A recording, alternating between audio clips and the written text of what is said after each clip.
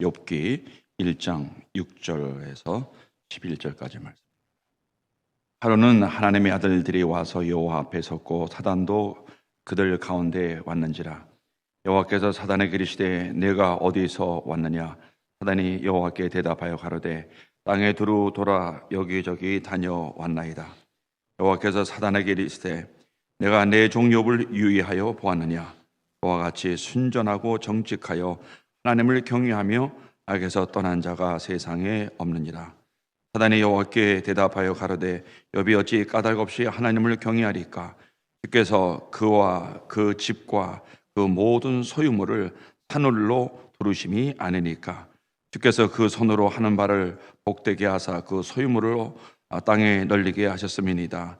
이제 주의 손을 펴서 그의 모든 소유물을 치셔서 그리하시면 정령 대면하여 주를 욕하리이다. 아멘. 욥의 영성의 비밀, 하나님께서 욥을 축복하시고 함께 하시는 이 비밀의 내용이 오늘 11절에 기록이 되어 있습니다. 사단이 하나님께서 욥을 그렇게 칭찬하시고 인정하시고 사랑하십니다. 그래서 하나님께서 사단에게 질문을 합니다. 내가 내 종 욥을 유의하여 보았느냐라고 하니까 이 사단이 하나님께 답변하는 그 내용을 우리가 집중해서 말씀을 봐야 될 이유가 있습니다. 그 내용이 뭐냐 하면, 하나님, 내가 가서 쫙 봤습니다. 근데 욥이 하나님을 경외하면서 하나님께 사랑을 받으면서 하나님의 축복을 받으며 사는데 그 이유를 내가 알고 있습니다. 그 이유가 무엇이냐? 하나님께서 세 가지입니다. 첫 번째, 그 사람, 그와. 두 번째, 집, 가정과. 세 번째, 그의 모든 소유물을 산울로 두르심이 아닙니까? 그랬어요. 하나님께서 욥 개인과 가정과 모든 식구들과 그의 소유물을 산울로 둘러서 지키시고 보호하셨다는 내용입니다.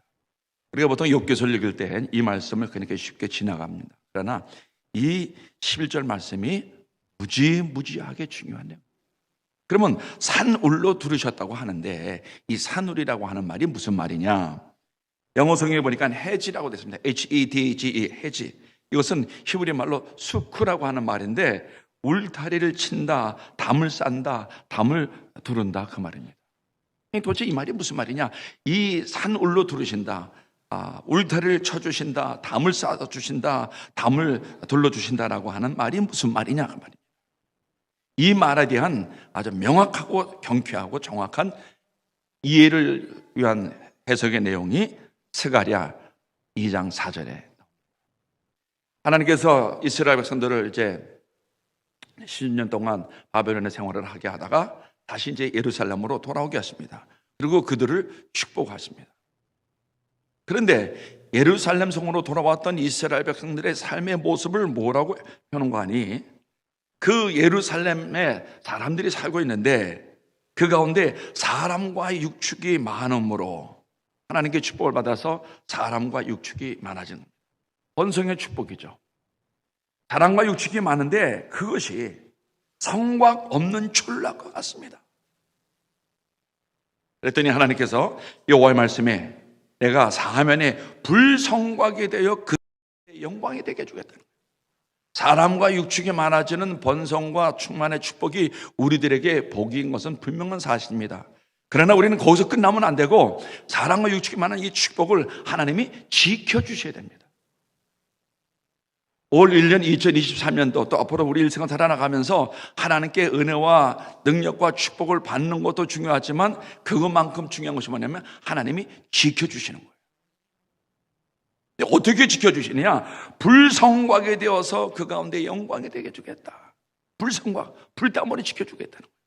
하나님께서 욥을 지켜주시는데 그와 그 가정의 식구들과 그리고 모든 소유물을 산울로 둘러주신다라고 하는 말이 바로 불성곽으로 그를 둘러지켜 보호하신다. 수쿠, 우리 말입니다. 야, 이거구나.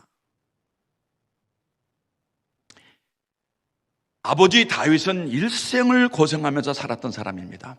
하나님 마음에 합당한 하나님의 사람이었지만 다윗의 인생은 그렇게 순탄하고 평탄하고 행복한 삶은 아니었습니다. 그러나 반면에 그의 아들 솔로몬은 정말 하나님께 사랑을 받고 축복된 삶을 삽니다. 그래서 열왕기상 5장 4절에서 그 솔로몬이 뭐라고 고백을 합니까? 내 하나님 여호와께서 내게 사방의 태평의 때를 주사 대적과 재앙이 없는 그런 삶을 살게 했습니다. 솔로몬이 일생의 삶을 사는 동안에 대적과 재앙이 없었다는 겁니다. 대적은 사람으로부터 고통을 당하지 않았어요. 반면 아버지 다윗은 내 원수의 목전에서 내게 상을 베푸시고 내 머리에 기름을 바르셨다라고 하는 고백처럼 일생 동안 사람에게 많은 고통과 아픔을 겪었습니다. 우리 말씀을 공부했죠. 화요일날 시편 5편에 보니까. 그런데 이 솔로몬은 솔로몬을 대적하는 사람으로부터 고통당하지 않은 모든 사람을 사랑하고 함께하고 돕고 섬기며 축복하는 만남의 축복, 사람과의 관계가 좋았던 그런 축복을 받은 사람. 그 다음에 재앙이 없었다. 재앙은 뭐냐면 환경이 안 좋아지는 거예요. 우리 삶에 이 대적과 재앙이 없는 삶을 살면 우리 정말 행복하고 그리고 기쁘고 감사하게 그렇게 복되게 살 수가 있어요. 나를 대적하는 사람이 있다면 일생 동안 참 불편하고 고통스러운 거예요. 여러분, 우리가 인생을 살다 보니까 사람한테 시달리는 게 얼마나 힘듭니까? 근데 또 사람한테 시달리지는 않는데 환경이 안 좋아지는 거예요. 우리의 의지와 우리의 결단과 우리의 소망과는 상관없이 우리의 삶의 환경이 안 좋아져. 이게 재앙이죠. 그런데 이 솔로몬이 일생 동안 대적과 재앙이 없는 삶을 살 수 있었던 비결이 있습니다. 물론 우리가 이제 솔로몬의 1000번째는 우리가 다 아는 이야기인데 그 비결 중에 하나가 역대하 7장 1절에 성전 건축하고 하나님 앞에 봉헌 기도를 하는데 솔로몬의 그 기도에 솔로몬이 기도를 마침에 불이 하늘에서 내려와서 그랬어요. 솔로몬이 기도를 하는데 성령의 불이 내려오는 거예요. 여러분이 기도를 하는데 성령의 불이 내린다고 생각해 봐요. 그 불이 여러분과 여러분의 가정과 여러분의 모든 소유를 산울로 둘러 진쳐 보호하시는 불성과의 축복이 됐다는 겁니다. 오늘 새벽에 여러분 기도하다가 성령의 불이 여러분에게 내려지길 주 이름으로 축원합니다. 할렐루야. 뭐 성령의 불 받는 게 뭐 방언하고 뭐 진동하고 뭐 입신하고 그것 이상입니다.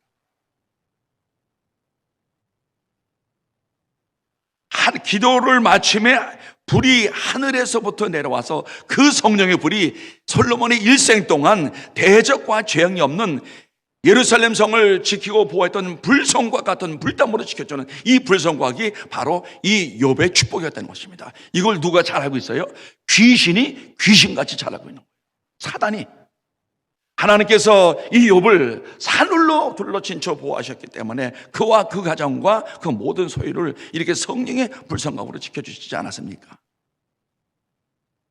만약에 이 불성곽이 없으면 내가 오늘로 당장 그와 그 가정에 재앙을 내릴 수 있습니다. 그래서 자녀들이 죽음을 당하고 재산이 다 날아가 버리고 그리고 욥이 육신의 질병을 당하고 그 부부의 사랑과 행복이 깨져 버리는 거예요. 여러분, 물질과 자녀와 건강과 부부의 사랑은 우리가 이 땅에 사는 동안에 우리를 행복하고 축복되게 만들어주는 4가지 요소입니다. 넉넉해 봐요. 자식 잘 돼 봐요. 나 건강해요. 자기자기 아기자기 얼마나 행복한 삶입니까? 근데 이거를 지켜주는 것이 산울로 둘러 진쳐주는 거예요. 불성곽인 거예요. 불성곽. 우리 목사님들의 정말 끊임없는 새벽마다 성도들을 위한 기도가 뭔 줄 압니까? 하나님, 우리 성도들과 그들의 가정과 자녀와 저들의 생업에 성령의 불담으로 지켜주셔서 여러분이 담임 목사님, 우리 유영구 목사님도 새벽마다 기도하는 거예요. 하나님, 우리 성도들 개인과 가정과 자녀와 직장과 사업에 성령의 불성각으로 좀 지켜주셔서 성령의 불담으로 지켜주셔서 솔로몬이 하나님 앞에 기도할 때 불이 내와서 그의 일생의 삶에 대적과 재앙이 없던 것처럼 우리 주님의 기쁨의 교회 성도들도 일생 동안 재앙과 대적과 재앙이 없도록 축복해달라는 것입니다. 교회에서 예배 때, 기도 때 역사하시는 그 성령의 불은 여러분 개인과 여러분의 가정과 여러분의 자녀와 직장과 건강과 모든 소유물을 지켜주시는 하나님의 은총의 수단이라는 것입니다. 그런데 이제 기도만 하는 것으로 성령의 불이 내리는 것이 아니라 이 성령의 불로 이 재앙을 막을 수 있지만 또 그 재앙을 막을 수 있는 비결이 있습니다. 오늘 이 비결을 여러분에게 전하기 위해서 밤에 잠이 안 오는 거예요. 3시간도 못 잤어요. 침대 들어오면 또 다시 일어나서 왜 이렇게 잠이 안 오지? 설교 원고를 또 들여다보면서 또 묵상하면서 어제 한참 한 3시간 잤나? 여러분에게 이 말씀 나누고 싶어요. 다 아는 이야기지만요, 다시 한번 찾겠습니다. 성경책 피세요. 안 가져오신 분 휴대폰 꺼내요, 빨리. 구약성경 전도서 11장 1절입니다.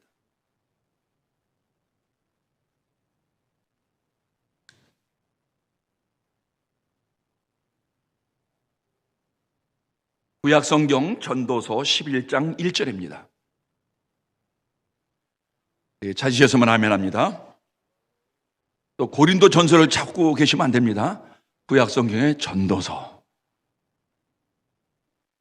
11장 1절입니다. 우리 같이 한번 읽을까요? 큰 소리로 시작. 너는 내 식물을 물 위에 던져라.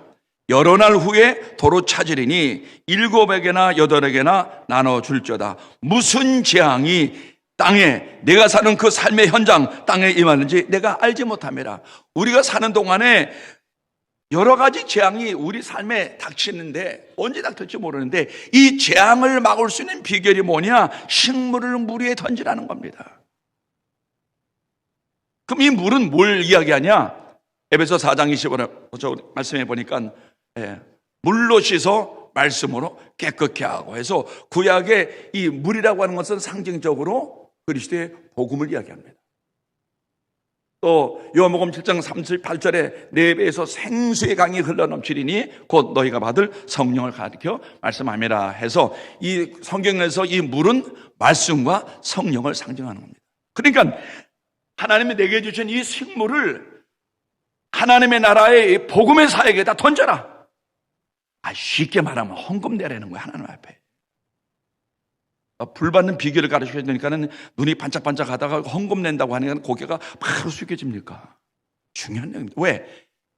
하나님 앞에 우리가 헌금을 드린다라고 하는 말은 우리의 마음을 하나님께 드립니다. 믿으시면 아멘 합시다.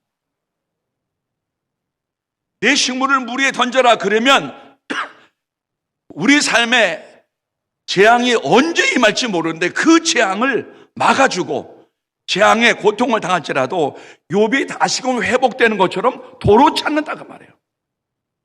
물을 식물에 던지는 이것이요.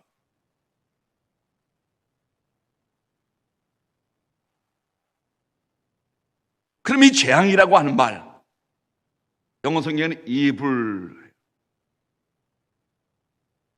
히브리 말로는 라아라고 한 말입니다. 그럼 이 재앙이라는 뜻에 그래서 이제 그 히브리 원어 사전을 쭉 찾아봤더니 한 5-6가지의 재앙의 내용들이 쭉 나오는데 첫 번째, 사람이 나쁜 사람이 되는 거예요. 나쁜 사람은 뭡니까? 악하고 게으른 종이 있고 착하고 충성된 종이 있잖아요. 사람이 악해지는 겁니다. 사람이 악해진다고 하는 말은 무슨 말입니까? 신앙과 직분에 충성하지 않는 거예요.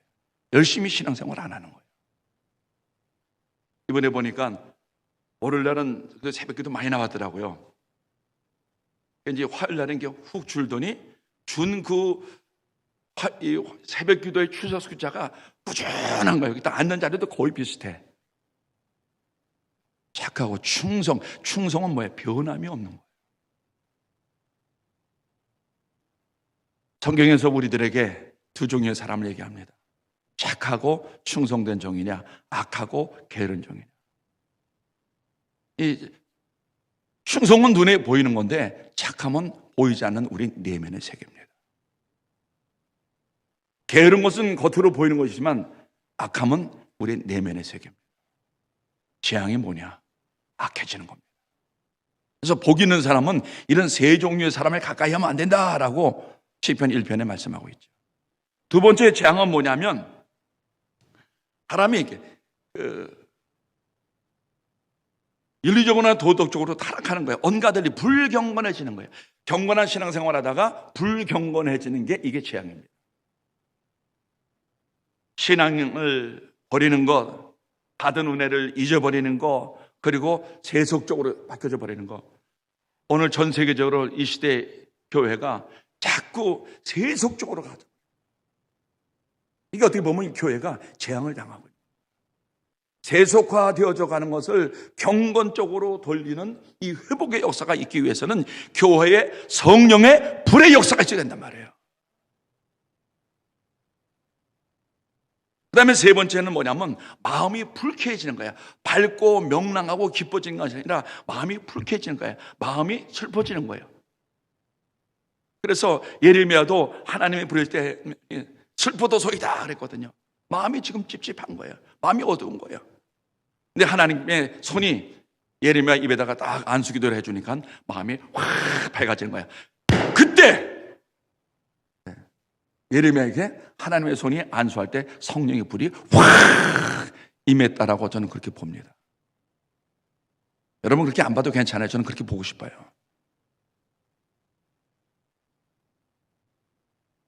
그리고 지금 욥의 고난처럼 이 재앙의 네 번째는 뭐냐면 역경과 고난입니다. 대표적인 게 뭐예요? 물질의 문제, 자녀의 문제, 우리의 건강의 문제, 부부의 사랑의 관계. 이게 욥기서에서 보여주고 있는 재앙의 네 가지죠. 사단이 욥을 공격하는 것은 이 네 가지를 공격하는데 지금도 우리 성도들의 삶에 그 사단은 동일하게 우리를 공격하고 우리 자녀들을 공격하고 우리의 건강을 공격하고 부부의 사랑과 행복을 깨뜨리는 것을 공격합니다. 이게 막을 재간이 없어요. 우리가 오로지 하나님이 성령의 불담으로 지켜줘야 돼. 산 울러 우리를 둘러 보호해 주셔야 돼요.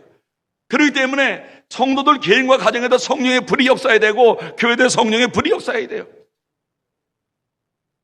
그 다음에 이제 다섯 번째 재앙은 뭐냐면 만나지 않아야 될 사람을 만나는 거예요. 사악한 사람을 만나는 거예요.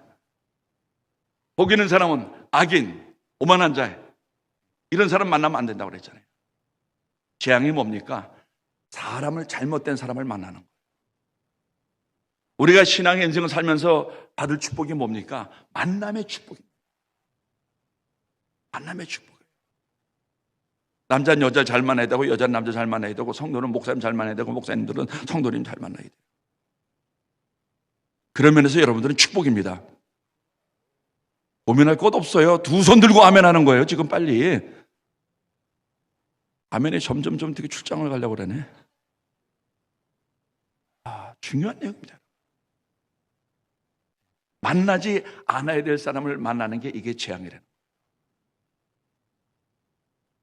거예요. 우리가 되돌아보면은 그때 그 사람 그때 만나서 지금 이 사람 이게 축복이고 감사한 것을 우리가 깨닫게 되잖아요. 그 다음에 이제 여섯 번째 재앙이 뭐냐면 쓸모없게 돼버리는 거예요. 하나님이 필요로 하는 사람은 축복인데 하나님이 안 쓰시는 거예요. 쓸모없어지게 되는 거예요. 이게 재앙이라는 거예요. 여러분, 그래서 하나님이 담임 목사님을 통해서 여러분에게 교회에 이런 일 해주세요, 이런 거 부탁합니다, 이런 것을 섬겨 주세요라고 부탁하는 게 이게 축복이라니까요. 이 싸늘함 감당할 길이 없어. 하나님이 나를 쓰신다는 게 뭡니까? 내가 하나님의 일을 이렇게 하라라고 임명받는 게 하나님께 쓰임받는 거예요.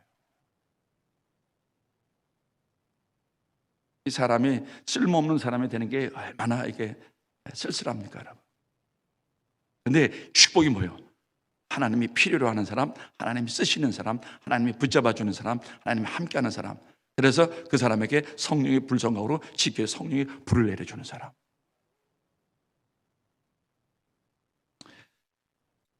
오늘은 어제 그냥 권사님이 그냥 안수를 안 해주신다고 막 섭섭하시다고 그래서 오늘은 그냥 한 일주일치를 한꺼번에 다 그냥 빡세게 안수를 하겠습니다.